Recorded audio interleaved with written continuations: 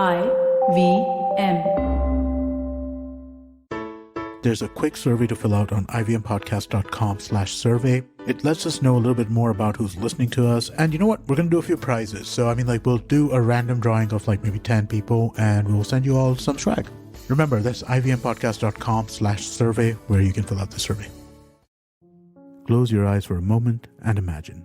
What would you be doing today had it not been for your day-to-day responsibilities of meeting work deadlines and making sure your family is financially secured? Would you have been a footballer, kicking the ball around on those grassy grounds? Or would you have been an artist, sitting near a window overlooking the hills as you paint away? Maybe you crave to be a photographer.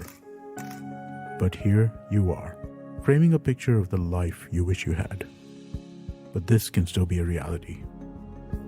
करो पूरे अपने इरादे, अपनों से किए सभी वादे. SBI Life अपने लिए, अपनों के लिए. To know more about our insurance plans with wealth creation, log on to www.sbilife.co.in. IRDAI registration number 111.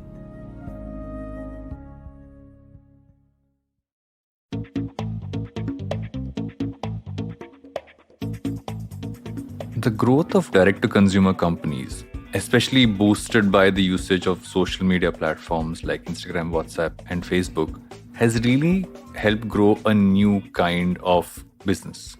And these businesses function both from consumer needs as they see them as consumers themselves, or as business owners who spot a gap which they really want to tap into.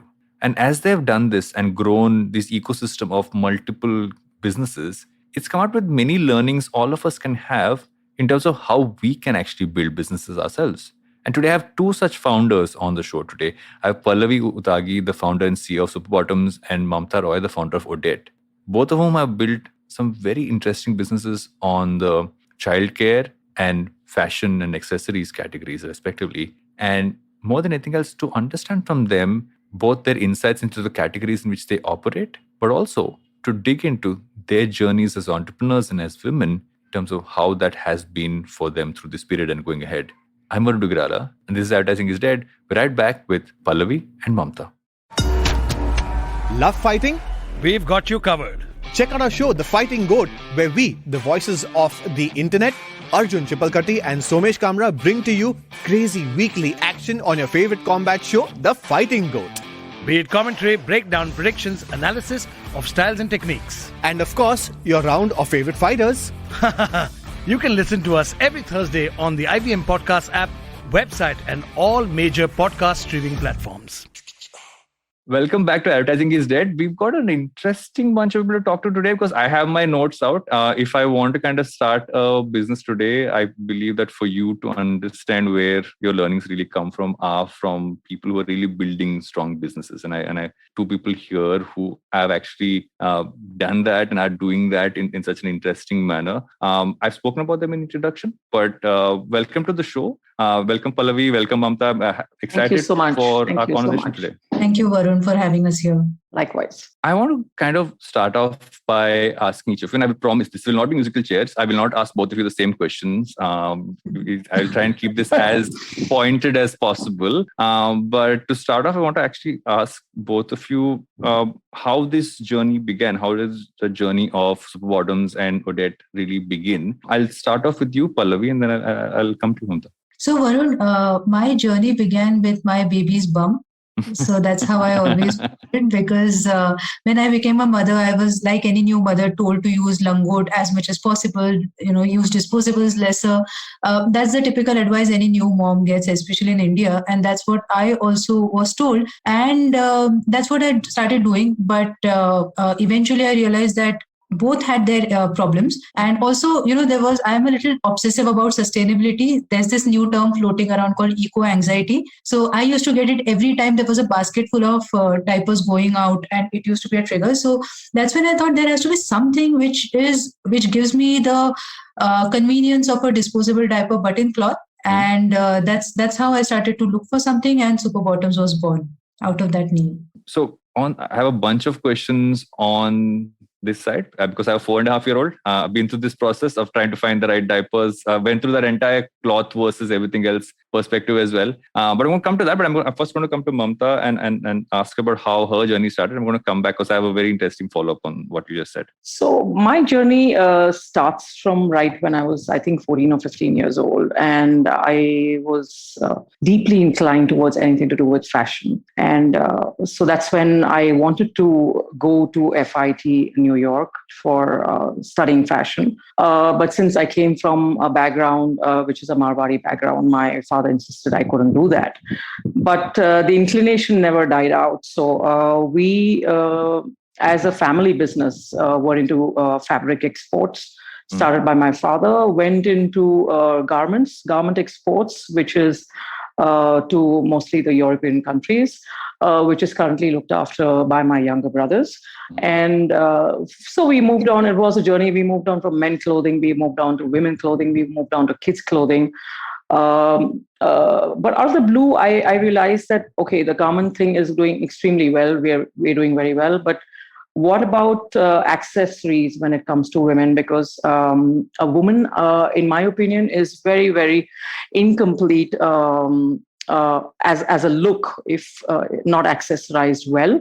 So I said, the garments are looking good. What about the shoes? What about the belt? What about the neck piece which comes on and the earrings which come on? So I started looking up brands which are providing accessories currently in the country. And sorry to say, I'm not trying to put anybody down, but didn't really fancy me to the extent that I would say I would want to buy this. So that's when the idea came in that there is a huge gap here with very high fashion accessories. Yes, the basics are available, whether you go to Amazon, whether you go to Flipkart or Myntra, or any of these brands. Myntra and Nykaa today, yes, are doing a lot of fashion stuff. But my reach for fashion has always been a little deeper, a little different. And I couldn't find that on these sites.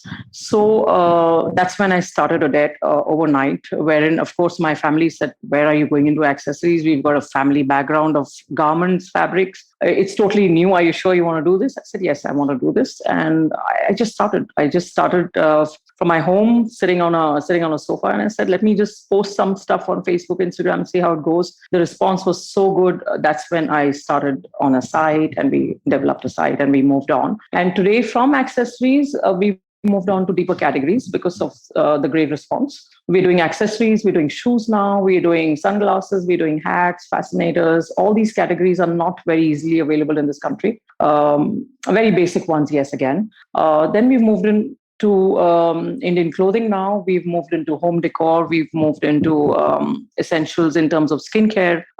We've just launched, I was talking to Kamayani about it. We've just launched our new collection on perfumes yesterday, which is a perfume by Odette. So just to give you a perspective, I'm looking at being a one-stop shop for any woman that you need anything to wear, you would get it here. What I find interesting, and I'm actually going to have a follow-up on that one, is that you started one category and you expanded from one to many others. Yes. How did you proceed to say, okay, this is a category I start with, and how did you kind of look at adding them on? How does that process of adding on work for you? Because for many people, they want to start with everything, right? So I would give consumers options. You said, I'm going to pick one. So how did that kind of go? How do you decide on that? So I decided on that with a simple thing that I started with neck pieces and earrings, to be very precise. That was the first category that I added on the site. Then we moved on to belts. But then when you wear a belt, it's a woman thing again, that the belt and shoes should match, should look good together. So we moved into shoes. Then I looked at derbies in this country, and I said, these hats and fascinators that you see women wearing in Italy, France, and anywhere else in the world are not very easily available here. So we looked into hats and fascinators. Then it went on as a journey. We moved into sunglasses. So accessories was captured more or less. And then we realized that there's a huge scope for Indian clothing as well, because when you want to buy Indian clothing today, you either get very basic stuff, which is more towards daily wear, or you get very high fashion, great looking stuff with designer stores like Ensemble and Ogan and many more, Aza and many more. So there was again a gap of something between a basic and a very highly priced, like a 30, 40, 50,000 garment, something which would fit into like a 3, 4, 5,000 cap, which is very nice looking. You could wear it to your weddings and engagements and etc. etc. So that's when I launched Indian clothing, which is again one of our top sellers as of today. It's hardly 4 to 5 months old, but with a ratio of already 60% of my turnover is Indian clothing today.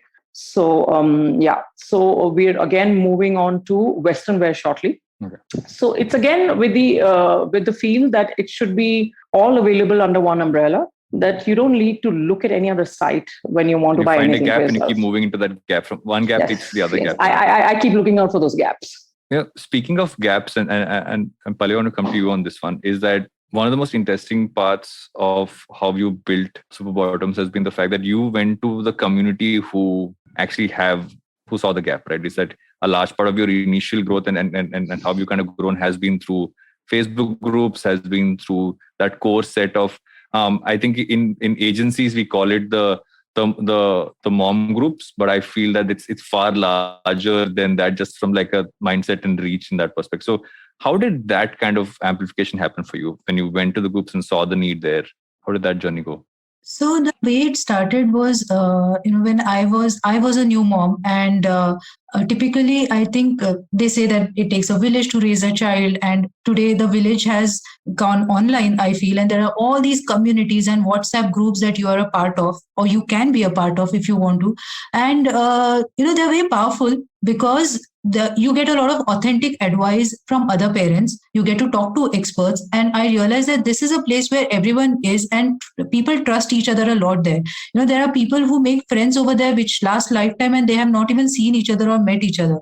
A lot of women or new mothers especially depend a lot on these communities for advice, for mental support, just for a break, because these are literally the only adults they sometimes get to talk to, right? So I was a part of these groups as a new mother, and I just realized that if I'm starting something in baby care, these are the people obviously I should reach out to for ideas on what to do, or what are the gaps, or what are the problems they are facing, because I of course was facing a problem, but there were different versions of it being faced by other parents. So first I went to them for research, for understanding on what is exactly the challenge. The second was when I made some prototypes. I needed different babies, right? My baby was a medium wetter. I needed a heavy wetter. I needed a light wetter. So there's a range of babies and their range of wetting patterns and all of that. So then I reached out to them saying, hey, I have some products. Would you like to try them out? And they of course, I have always realized one thing: if you ask for help, you will get it. And I got a lot of help from these communities who would come back, and they were very, very encouraging about the fact that I was starting something, right? So these communities helped me at every stage, right from product concept testing to product initial studies to word of mouth and to reviews.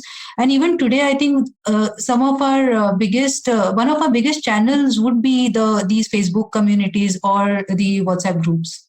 Just going to tap into the community one a little more, right? And I think that in many ways, because you went, and I'm a person who's obsessed with, I think maybe because I've been in charge of the lubricants for my daughter for way too long, 4.5 years. It's a obsessive focus area for me. When you look at the kinds of products available out there and look at the options there, it's both at some points overwhelming because there's so much there. Right. But the other points also, you're never specifically getting what you're looking for. So when you involved, different mothers into that whole process and to kind of build it out and then pushing it ahead, do you also feel that you formed almost a core set of, okay, these are my core consumers who are almost my prototype in charge, like they're your R&D. Let's call it that. They are literally your R&D. And then you kind of add more into that. But over time, do you have a system that you follow in that? Or is it still very free flowing? So initially, of course, it was a little free-flowing. I still remember when I gave a few diapers to one of my customers to test, because she was very, very finicky and used to keep on giving me a lot of critical feedback. So I thought I might as well give her your job the is R&D. You give too much feedback anyway. So yeah. So, and she made a nice Excel sheet and gave back the feedback. I was very impressed. I said, okay, here's a mother who makes feedback and puts it in an Excel sheet and gives to me. But I think that expanded, and today we have a database of babies, and we have a group group of about 60,000 parents on Facebook. We reach out there. We actually ask people saying we want a baby 5 kgs, medium wetter, testing required, this and that. And we have this entire system in place where we send out samples to them, collect data.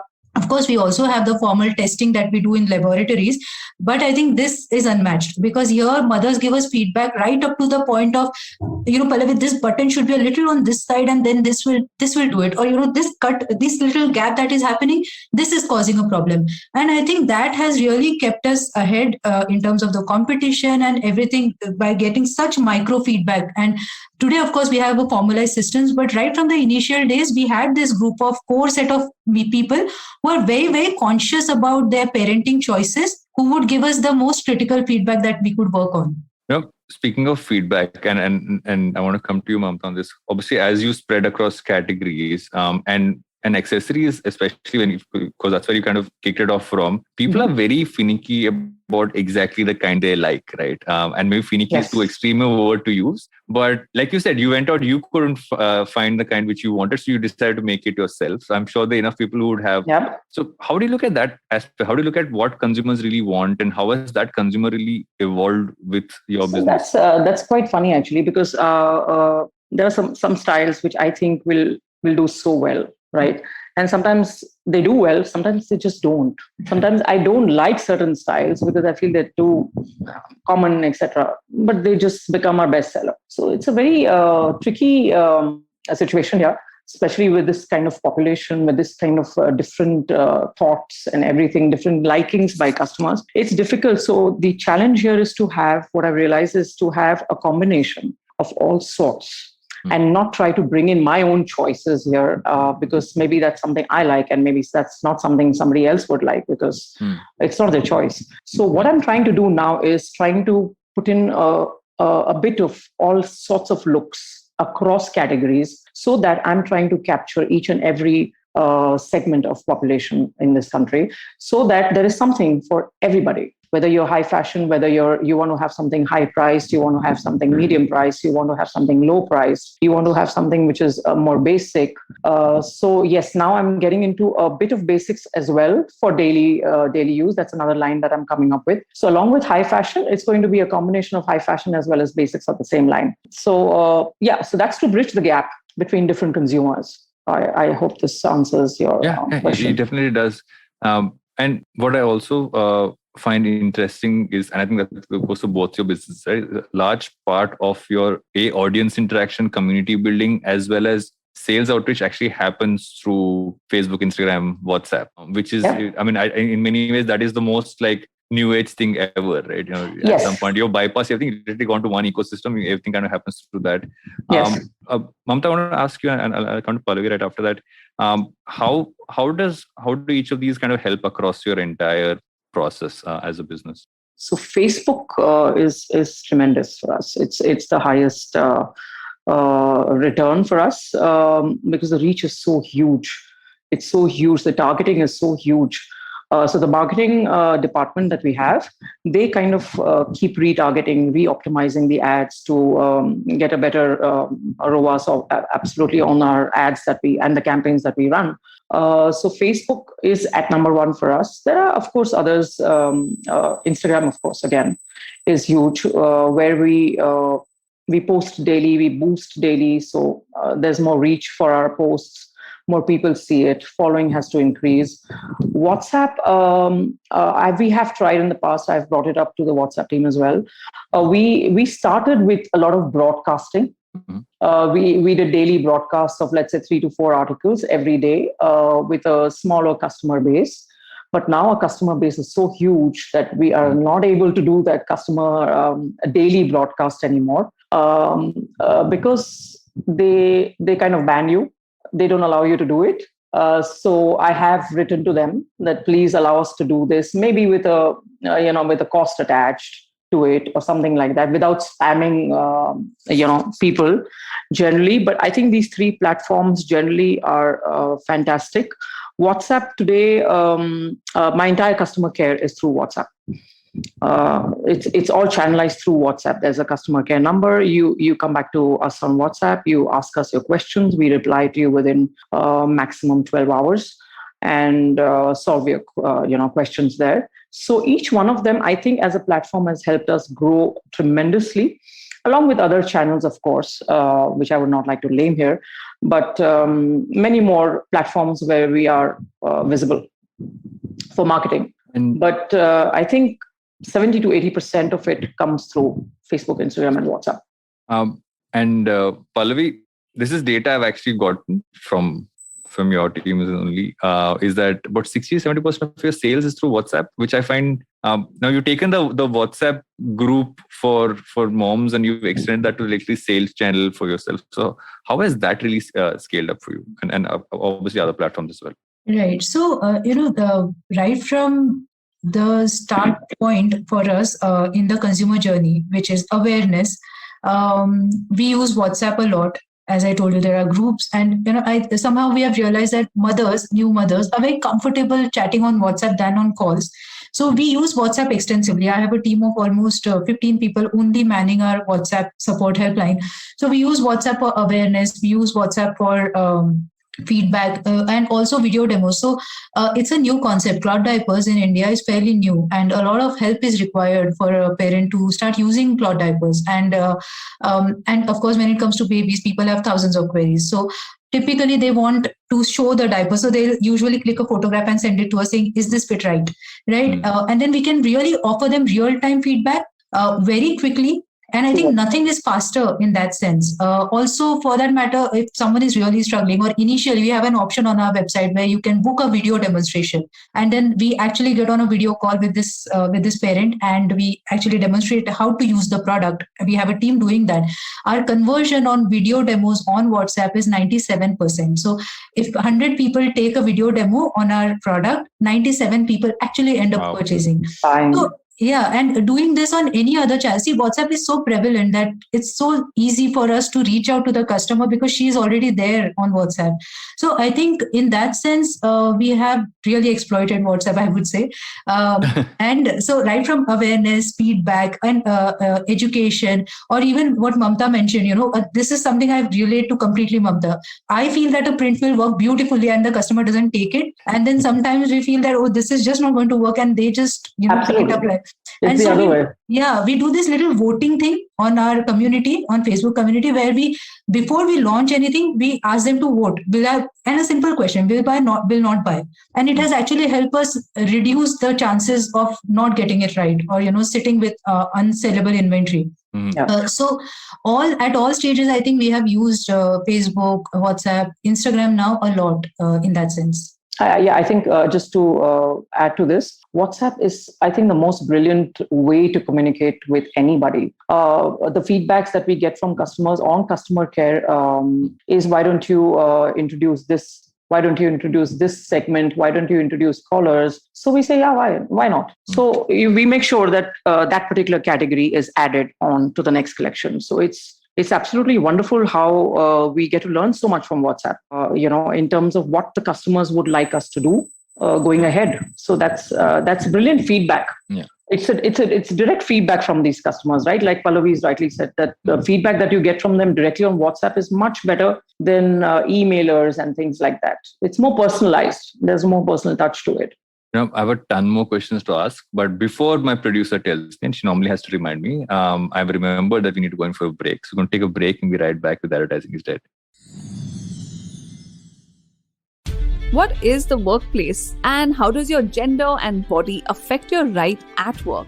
Hey, I'm Priya Mirza, and on the Longest Constitution podcast, we critically examine the vision of the Indian Constitution and laws. In season 1, we looked at sex, gender, sexuality in India, and the landmark judgments which transformed our rights as citizens in this country. In season 2, we discussed the laws which shape the workplace and examine how ability, competence, and merit impact us, and much more.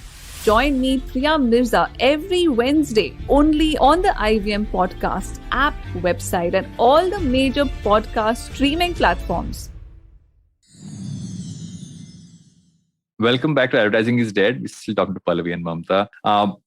We focus on many of the granular aspects of your business, but what I actually want to also talk to both of you about is your journeys as entrepreneurs, right? Because one is the product and what you build out. The other is the journey you as an individual kind of go through, you and your team kind of go through. I want to first start off with you, Pallavi, and ask you that for you, obviously it came from a need, and then obviously a community, but how has the process of building a business been for you? What have you kind of learned? What did you start off thinking, okay, this is some stuff which I think this is how it's going to be, and what have you learned along the way? Varun, I think learning literally, it has been a lot of concentrated learning. Every day there's a new challenge. So sometimes you really are like, okay, I really need a break from this. But I think it started more out of a need as a passion project. I was on a maternity break and I had time on hand. It started like that. I was also doing a job. I was working as a marketing manager in a company. So this was more like just let's try it out. But it had a mind of its own. It started to grow from strength to strength. And then as a new mother, I realized there were a lot of these lovely women, smart women who were on a break because they couldn't take up a full-time job. Corporate cultures are not suited for new mothers at all. Right. So they were sitting at home. And so some of them I reached out to saying, will you just work and help me for like 2 hours a day? And they said, yeah, sure, why not? And that's how the core team got formed. Right. So early on, for a bootstrap startup, which was funded via my savings, I think I got really smart people working on my team very, very early on. And even today, the core team is new mothers. So one thing I did right, I think in Super Bottom's journey was to get these new mothers on board. Of course, as we grew, then we got funding, and then now, of course, it has become a far more professional and a formal setup in that sense. But in terms of learning, I would say every day, even now, it's like as Amazon puts it, it's day one every day. So it's like that. And I think what has also been a major thing is, as a woman entrepreneur, there were a lot of challenges. I had a baby on hand to look after, and there was always this question about how much of a mother am I today and how much of a businesswoman am I today. But I think that has overall, I think I've grown a lot as a person in the past few years thanks to the business. I think that last point especially is super important and relevant. Right? It's often I'm speaking as a guy who's very open. Someone say, okay, you can go to a business even if you have a baby at home. But that question comes up, and I think that's a question that should honestly, I don't know why it still comes up, but it does come up. Mamta, with you, I actually want to ask you a slightly more extended version of the question, is to say that you came from a family which had a business already, and then you had to move towards this. Did you find that your learnings from what you were initially doing to when you started audit off, how did that transition change you as someone who ran a business and built something out? Because you went from what was already like in some ways secure to something which is, okay, this is entirely mine. I'm doing it how I want it to be done. How did that transition happen? So basically, coming from a garment background and moving to an accessory background was super difficult. I was edgy at the beginning. Is this going to work? Is this not going to work? How am I going to do this? But each day, like Pallavi's rightly brought up, that each day you learn so much that this is a mistake I've made today. I don't want to make this tomorrow. My learning also comes from my last 2 hours of the day when I'm back home. I learn a lot there, where I try to see what other brands are doing, what I can do to improvise with my own site. What other additions do I need to do? What are the deletions that I need to do? What do I need to delete here? How can I make customer care better?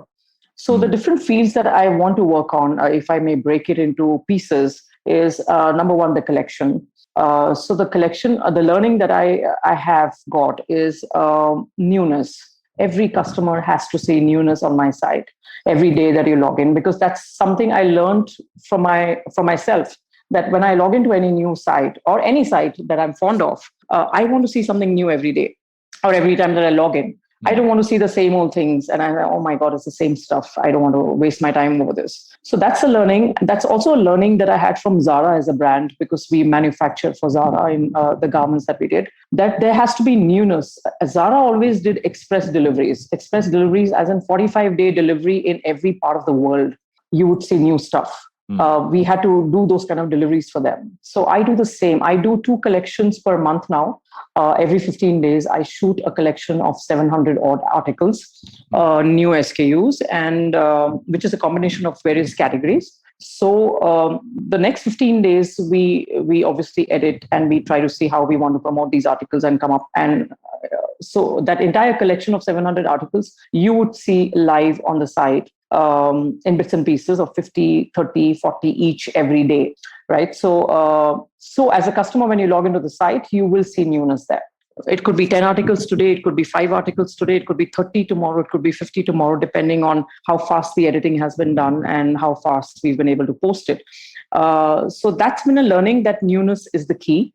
The second thing that I learned was being price conscious. You cannot be very expensive because expensive brands are too many in this country, where you would get good stuff, but at exorbitant prices. So the catch here, the difficult part is to give them newness, but at a good price, where you don't have to think twice about buying it. So my key here is that when you visit my site, you should be able to come out with buying something or the other. Maybe it's a earring of $899. Maybe it's a bag of $1,500. Maybe it's a lehenga of $3,000. But come out buying something.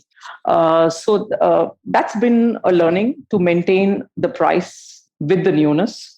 The third challenge that I saw over time was customer care, where they want very fast deliveries. They want 2-day delivery. They want 1-day delivery. So we started looking into that how can we make this much faster? The team started increasing. The fulfillments have to be much faster. The QC team has to be faster. The quality check has to be faster. Packing department needs to increase so that the deliveries leave on time. So this is something I learned from brands like Amazon Prime, etc., that you have same-day deliveries. Of course, I can't do same-day deliveries in a country like this. But we are trying to get it down to a 48-hour delivery in any part of the country. So that's another learning. The other learning that I have as a site is customer returns in terms of RTOs. So how do we get that down? The percentage. So as a site, I have been trying to control my RTO levels, and I've successfully done it with last month closing at 13%, which is far, far low compared to the industry standards of, I think, 30 to 35% returns. And I have been able to capture that. I don't know if this helps, Pallavi, with a separate team where I brought in this concept of calling the customers before every dispatch. So I have three people devoted there where they call the customers and they ask, okay, this is your order placed, this is your amount, and we've dispatched it. You would receive it in the next 2 or 3 days max. And the customer says, no, I'm sorry, I've changed my mind. I don't want this product. So we cancel it right. Yeah. So we cancel it right there and then, and we don't ship it. So we don't ship it. So you save. Do you see that as scalable though? I'm just sorry, but it's interesting because as your customer base grows, the number of people increase. Scalable. The number of people. The number of people increase. It's worth investing in, Varun, even if it's. I'll tell you why. This is from the data of last month. So if you do what Amazon does, that you just get the order and you ship it out. Yeah. I put close to 150 rupees on a shipment going and coming back to me, right? But if I pay a salary of 15,000 to a person and I employ 5 people there, it's much, much lesser than the shipping charges I'm paying to ShipLite for those 300 shipments, which will go and come back. So it's much better. And obviously you save your manpower on packing. You've packed that product, it's gone out. It's come back again. You've unpacked the product. Again, you have to invert that product. You have to barcode that product. You have to invert that product. So you're saving manpower at every stage.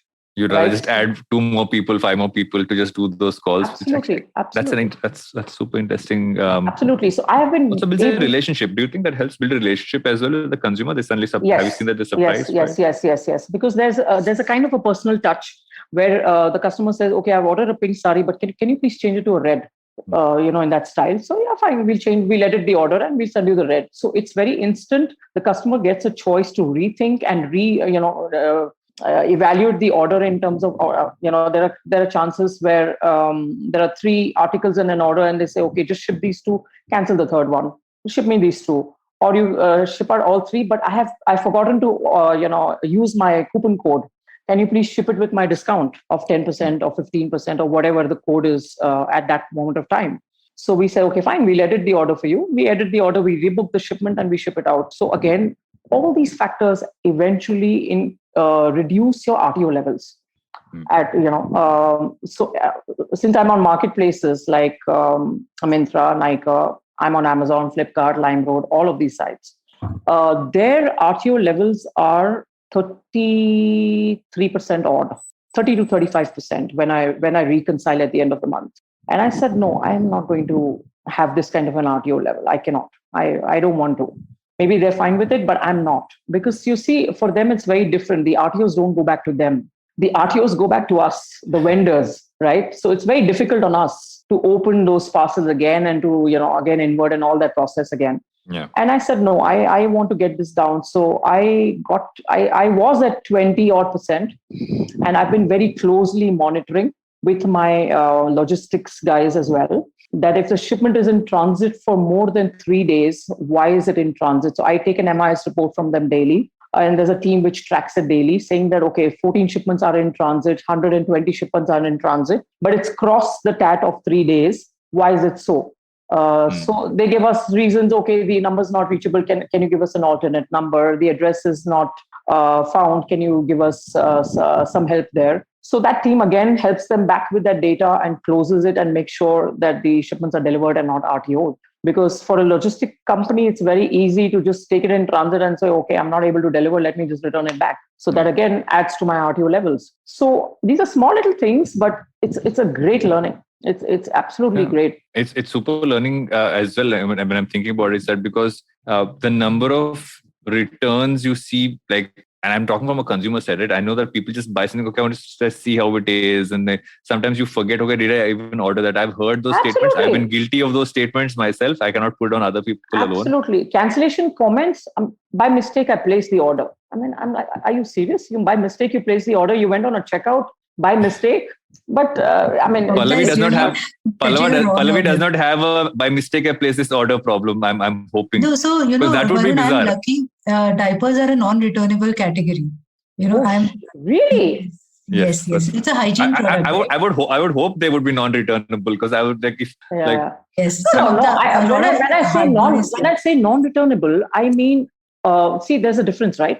RTO is return to origin. It's not even RTOs we have, Mamta. RTOs we have, and what we do, we have a lot of systems in place. Like, however, calling. So we do automated calls. We do a few things. Thankfully, we haven't faced fashion.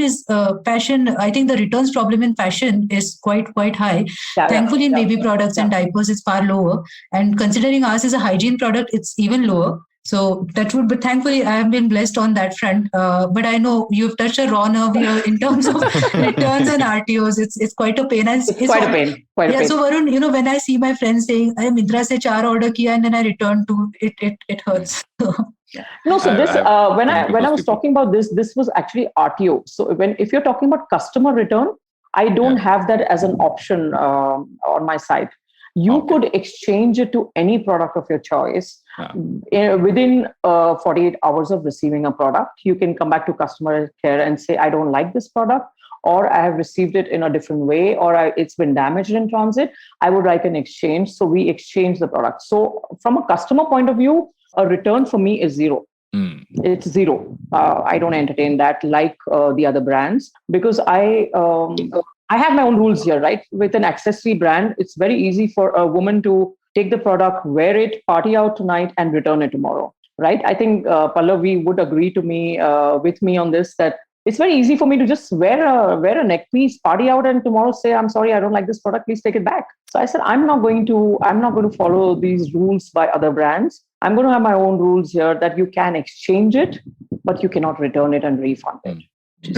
You have an interesting perspective on, I feel oftentimes what we don't take into thought is that the entire process that a product has to kind of go through, rather that cycle, is so different from category to category. But at some of the learnings, like for me, this call before you send, or the WhatsApp video one, I think some of those are just like so like, they seem like, why don't more people do that? Is literally my first response. I think I've only gotten a call like that once when I remember I ordered a t-shirt, which I actually found on Instagram. And I ordered, and they actually called me and told me about how it fits, which I found very interesting. Someone actually called me and told me this is how it fits. It fits this way on people. So do you want to order a size which is bigger in case you want it to be loose, or you can stick to this if you want it slightly tighter? And I thought, as a consumer, now I've bought from there again and again. I think what also gets added on what both of you have said is that it makes me as a consumer remember the brand more. Yes. Because I know I got that extra layer of interaction. The brand recall. Rather than just being it's not cold. There is some human interaction. Absolutely. There is something Absolutely. there in very that important, sense I feel, for any brand, any category, any product. Pallavi, moving ahead, what do you see as trends for the future, especially in your area of business that you're looking to move into and expand towards? So, Varun, in terms of, I think overall the parenting trend is changing towards more conscious choices. People are becoming aware of what am I putting on my child, on my kid, so I think overall more aware choices are coming out. People want to understand the brand. People want to know what is the story of the brand. I think that is one big change that is happening. Initially, it was just go to the local shop, pick whatever I like and bring it.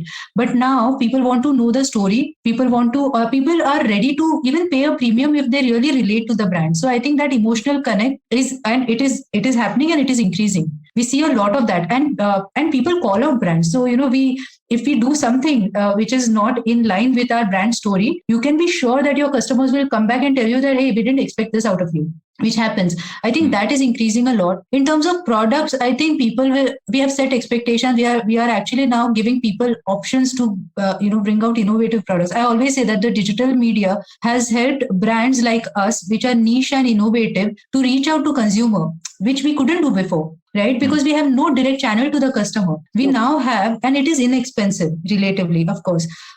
So that, and therefore the customers are also now expecting more. They want more innovative products, interesting products. So even on apparel, initially they would get just basic apparel, but now they want organic. They want to know what is going on, behind the scenes, etc. So I think overall the trend is towards more conscious parenting choices generally, or product choices, not just parenting to that matter. I think anything at all. And Mamta, what are you looking at as you focus towards future? Obviously, you've gone from category to category as you expanded. You've also spoken about being a one-stop shop. But what are you seeing as trends, especially in your industry, which you're looking to kind of tap into and move towards? So the trends that I would look into is basically newer looking ads, the way you shoot your products, the way you project your product outside to the world has to look very, very international. I think that's my base. I want my products to look I'm not saying it's international, it's made in India, but the look should be very European per se, because that's the way I like it, which is also one of the reasons why I don't, if you see my shoots, it's only with European models. I have some kind of an inclination towards that. So newness in terms of looks. So each shoot has to look different. The ambience has to be different. The collection has to be very different looking. The way you shoot it has to be different. The attires have to be different. Otherwise, it causes boredom for the customers to see the same campaigns and the same looks and the same ads that pop up on Facebook, on Instagram. So each campaign that we do is very different from the other one. So every time you see an ad, you see, okay, this is something different. Let me tap into it. Let me click. At least let me click. And once you click, you will obviously buy something. So I think that's very important to keep that newness on and not become stagnant with your look and the entire feel. The feel has to keep changing. So there is a team which looks into that what is the new feel that we can achieve with our next shoot. What is our mood board? What do we want it to look like? So there's another 10-15 days of work which goes behind that before we come up with the look and we say, okay, we're ready to shoot now. I want to ask a question which I feel is super relevant, and I want to pose this to both of you. That while the conversation has been about both of you being entrepreneurs, I feel there is, unfortunately, in the world we live in, there is always a certain level of pushback that you get because you're a woman entrepreneur. I hate to add the woman tag to anything, but it's a fact, and sadly, yes, we need to talk about that. Yeah.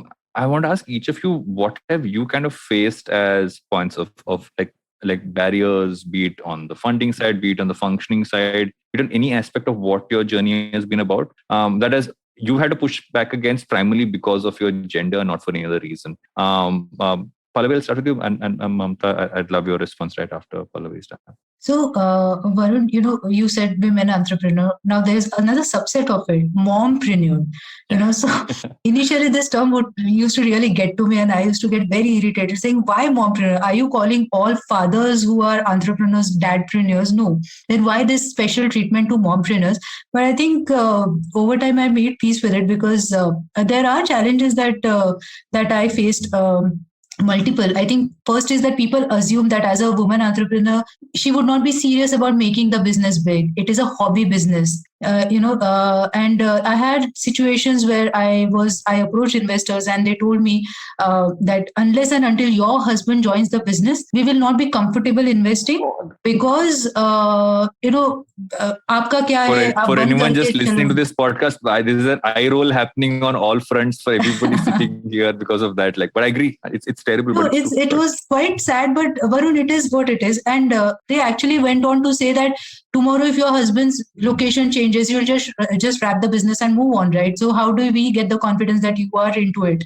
So that, and these kind of things keep on coming. There were suppliers who would not even talk to me. They would just think that it's some. So I used to tell my husband that please talk to him, at least get the initial conversation rolling. After that, then I would enter. It is it was like that, but of course things change as you grow, as the brand grows. Ultimately people start taking you seriously. You also learn how to deal with these biases. You also start having fun with it beyond a point. Sometimes I love to surprise people. Now, if there was this recent call that happened, and he said, why don't you ask and get back to us? I said, listen, I am the decision maker here. Who do you expect me to ask? So these things happen. And then but I think, Varun, overall things are changing. And this Women's Day, it was about breaking the bias. And I think there are a lot of biases we also have as women. We also hold back ourselves a lot of times. And we are also sometimes not assertive enough, thinking I might be seen as aggressive. And is that okay? So I think that is something I have really consciously decided to, or rather I'm trying to overcome. I think that's an important point to kind of take it in that sense. And it's good to see that you're seeing that change. That Mansi, about you, what have you kind of what have the experiences been for you through this process? Where you really had to push back and say, 1 second, just don't add just because of the gender, don't get into that part of it. So for me, rightly so, I have been extremely bold right from the beginning. When thankfully my father, he always said that I don't have two sons. You're like my son. You're not like my daughter. So coming from a very conventional background, a Marwari background, I saw my parents very broad-minded. My father would always tell anybody, don't call her my daughter. She's my son. She's equal in every way as compared to my two sons. And so I have seen that build inside me right from the beginning, that a woman is never less than a man. So I have never, ever, touchwood, faced something like this. And I've never allowed myself to see or face anything like that, because I have always been very proactive in every field of my business. I would never say that I cannot do this because it's a man's job. No, I will do this. In fact, some of my staff sometimes would in fact say, "Ma'am, aap rehne dijiye, aap kaise kar sakte hain?" I said, "Why can't I do it? Why can't I do it? I will do it."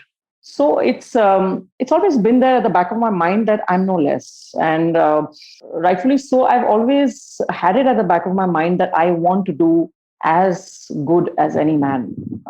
I'm no less. And I have a daughter, and I expect her to do the same in her life. And, so, I mean, you also have a daughter. So, yeah. It's very obvious that why is a woman less? I think women are better CEOs, better entrepreneurs, by the way. It's like full disclosure. I'm sorry to say this, but they're much stronger.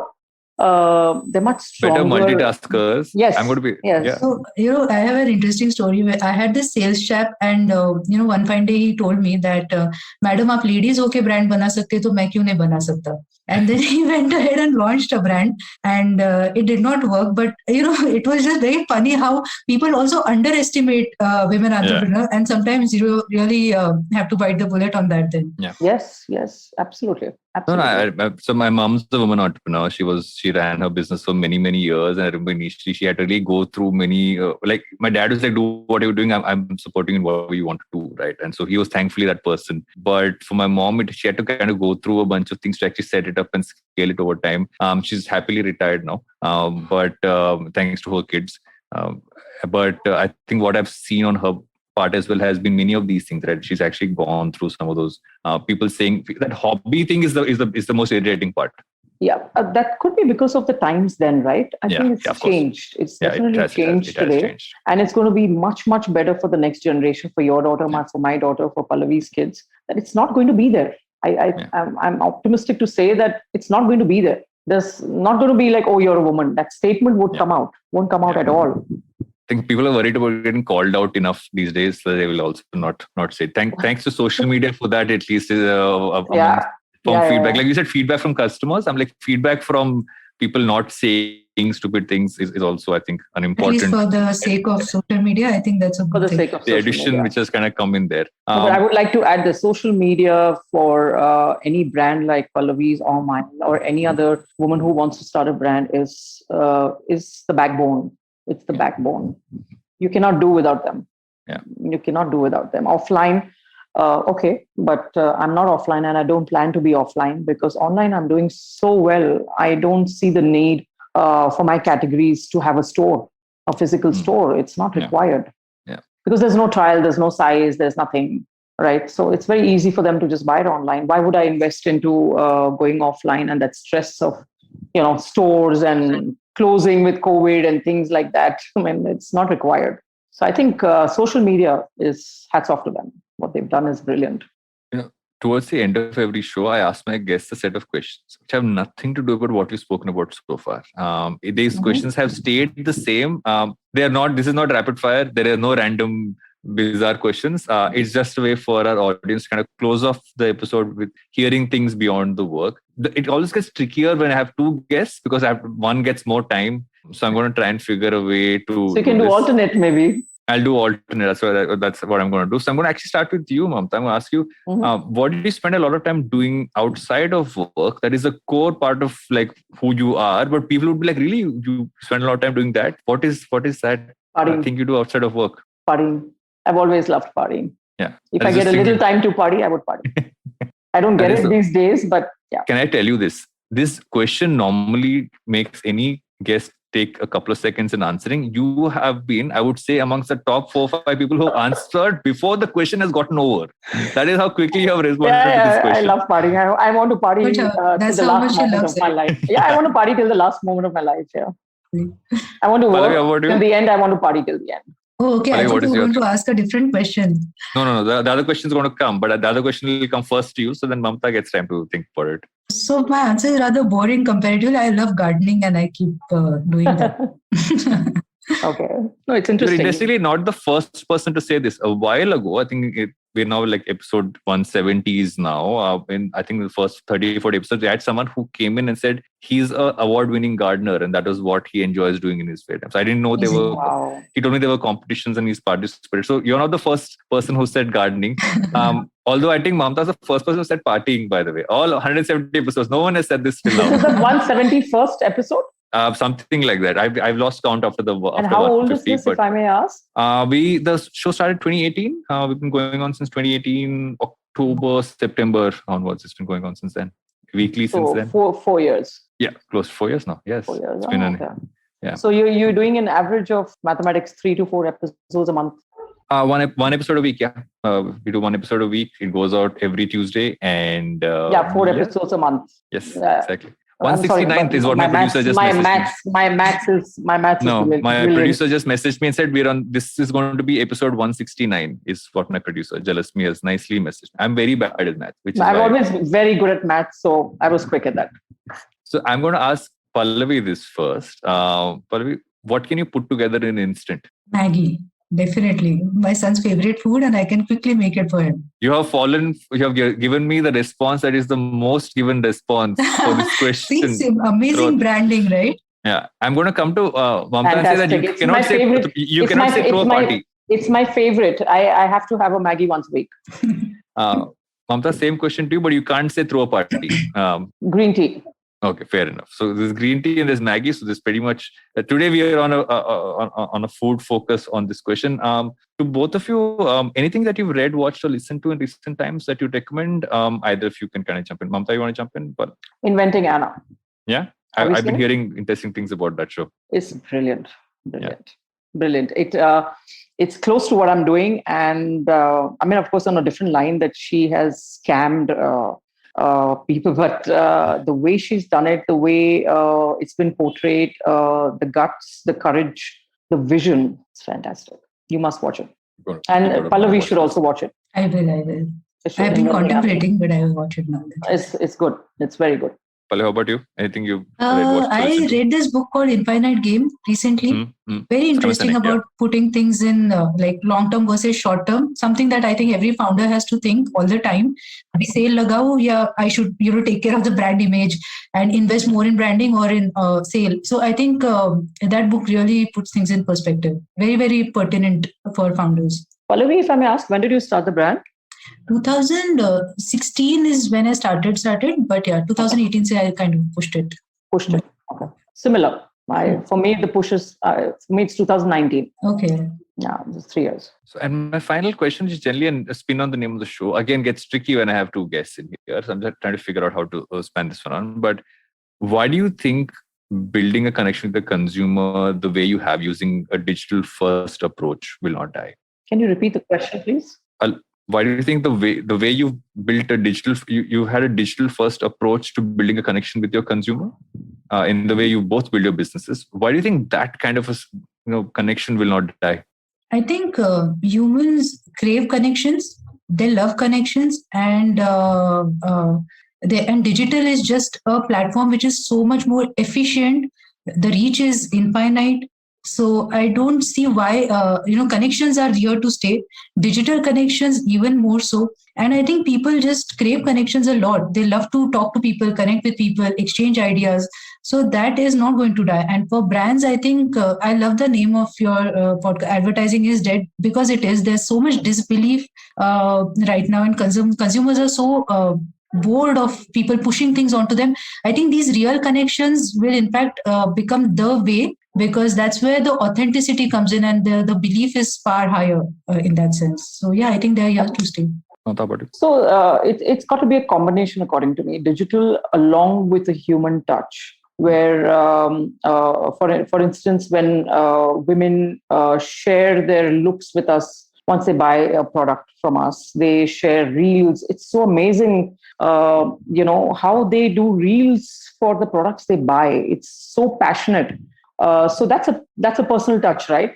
And I'm sometimes amazed that they have so much time and effort taken on that they bought a product, they'll wear it, they'll shoot a reel, and they'll post it, and they'll ask us to tag them. So that's again a human touch on a digital platform. So it's got to be a combination of digital and human touch, where you appreciate what they've done, where you try to promote them, you tag them, you give them that reach. So it's got to be a combination of both the digital bit of it plus the human touch. Not just that, you've sold a piece and that's it, you've ended at that. No, it's got to carry on in some way. Thank you so much for both of you for joining in. It's been I have a bunch of solid learnings from this. If I was ever to do a D2C business or otherwise, I'm definitely going to use them. But thank you so much for coming on the show. But I have a question for you at the end of it. Yes. How do you do this? I mean, with different segments, with different people, with different businesses. Yes. It's I just ask them the questions which anybody would ask. So the whole point is that the whole point of this show is that I'm not an expert. I'm a learner. So all my audience members are learners. We want to learn about how businesses work. We want to learn how advertising, how content, how creators work. So which is why my questions are never. Now going back to what I said initially, you are an encyclopedia now.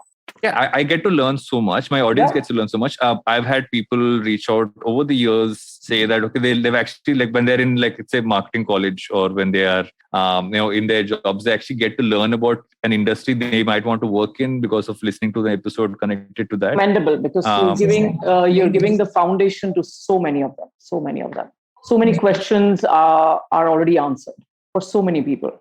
Yeah, it helps them make better career choices, I think, more than anything else. Absolutely. I've had people who found team members through this podcast. Like someone came as a guest and someone reached out to me saying, I want to really work with this company. So I would figure out a way to connect them. And they would they're literally people who become like chief business officers in other startups because they've literally reached out to me by listening to a founder on the podcast. Oh, lovely. Yeah. So it's a lot of connection, right? It's a lot of connection that you're building. You're bridging the gap for so many people. It's truly commendable. That's the idea. Truly commendable.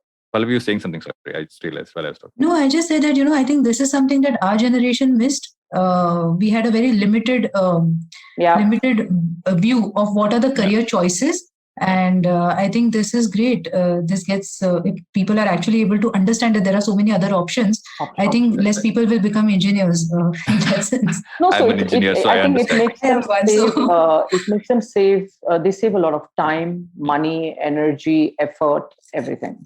Yeah. Thanks to you. Trying whatever I can. Thank you so much, but thanks for sharing what you're sharing, but that's what makes the show what it is. And thanks for coming on Advertising is Dead. Thank you so much. If you like this podcast and you want to listen to more podcasts like this, head over to the IVM Podcast website or app or wherever you get your podcast from and look at all the podcasts that IVM makes. There's some really fun stuff there.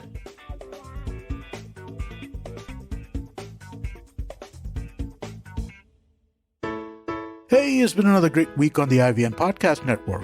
On Cock and Bull, Cyrus and Silvery are joined by Naveen Narona and Sriram Padmanabhan. Tune in to catch them talking about Elon Musk's challenge to Vladimir Putin for a one-on-one battle to end the Russia-Ukraine war. We have a brand new show on the network, Ek Chuski Finance, or a Sip of Finance, or Ek Se Financha. Why does it have so many different names? Because it's a very ambitious project that we're launching at IVM Podcasts, 8 different languages. This is a really special one. It's a podcast that takes into account a female-first perspective of finance and how to get the most out of your money. On Advertising is Dead, Varun talks to Malini Agarwal, founder and creative director of Miss Malini Entertainment. Their conversation takes us through the journey of establishing Miss Malini, how it began as a blog and eventually became an empire. On the Habit Coach podcast, Ashton is in conversation with Roberta Hughes, founder and lead instructor, Peaceful Living, where they discuss how to add self-care into our daily routines. On Ikaduka Economy, Abhinav talks about how the war between Ukraine and Russia will impact India and the world's middle class. On Pulia Bazi, the hosts talk about the concept of one nation, one election. Do follow us on social media. We're IVM Podcast on Twitter, Facebook, Instagram, and LinkedIn. And remember, if you're enjoying this show or any of our other shows for that matter, please do tell a friend. Also, don't forget to rate us on any platform that you might be listening to us. You can also check us out on YouTube. We have a webpage, ivmpodcast.com/YouTube, where a list of all our channels are. And finally, we'd like to thank our sponsors this week, SBI Life Insurance, Bank of Baroda, India Water Portal, and Max Life Insurance. Thank you so much for making this possible. We know you love fast food, fast fashion, faster payment, lightning fast internet speed. Then why not fast information? On Think Fast, where we discuss the latest developments in the world of technology, business, marketing, pop culture. With a side of sarcasm and my dad jokes, not just mine. Not mine, Varun. My jokes are funny. So join me, guys, the funnier one, Suchita Salvan, co-founder of LBB. And me, Varun Dugirala, the co-founder of The Glitch, as we think fast only on the IVM network. Fresh episodes out every Monday. On the IVM app, website, or wherever you get your podcast from.